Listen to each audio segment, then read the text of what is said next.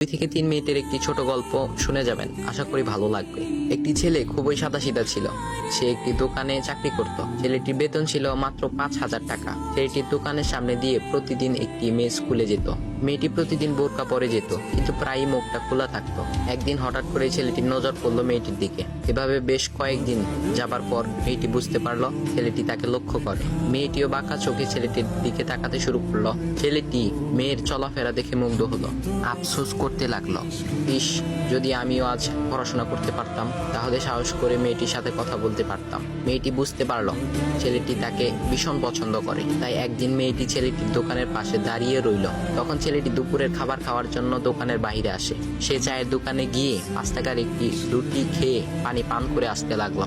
তখন মেয়েটি তার কাছে গেল। তুমি ভাত খেলে না, রুটি দিয়ে পেট ভরবে? তখন ছেলেটি মেয়েটিকে দেখে অবাক হয়ে গেল। তখন ছেলেটি বলল, আমি ভাত খেলে আমার মা, বাবা আর ছোট বোনকে কি খাওয়াবো? মেয়েটি শিক্ষিত, তাই অল্পতেই বুঝে গেল।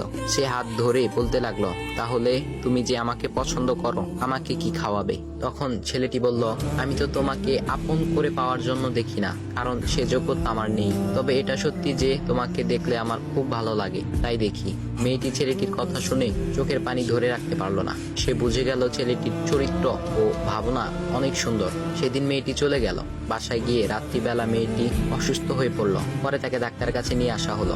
বলা হলো মেয়েটার 2টি কিডনি নষ্ট হয়ে গেছে। তখন মেয়ের বাবা ফোন করলো তার বন্ধুর ছেলেকে, যার সাথে বিয়ে দেওয়ার জন্য সে পাগল। কিন্তু মেয়েটি তার বাবার পছন্দের ছেলেকে বিয়ে করতে রাজি না, কারণ সে ছেলেটি টাকা থাকলেও কি হবে, তার চরিত্র খারাপ, সে লোভী।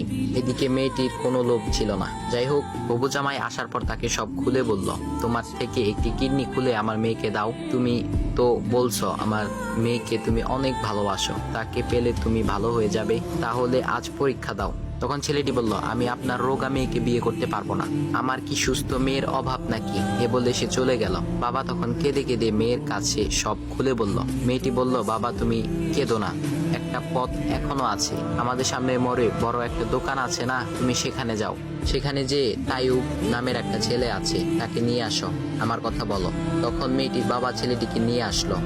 মেয়েটিকে দেখে ছেলেটির চোখ ভিজে পানি পড়তে লাগলো, কারণ মেয়ের বাবা তাকে সব খুলে বলেছে। তখন ছেলেটি মেয়েটিকে বলল, তুমি আমাকে একটা কিডনি দিবে? ছেলেটি বলল, কিডনি দেবার জন্যই আমি এসেছি। মেয়েটি তাকে বলল, তুমি কি চাও?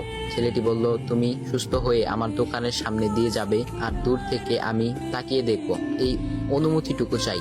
এ কথা শুনে মেয়েটিও ও তার বাবা তাদের চোখের পানি ধরে রাখতে পারলো না। অবশেষে মেয়েটি বিছানা থেকে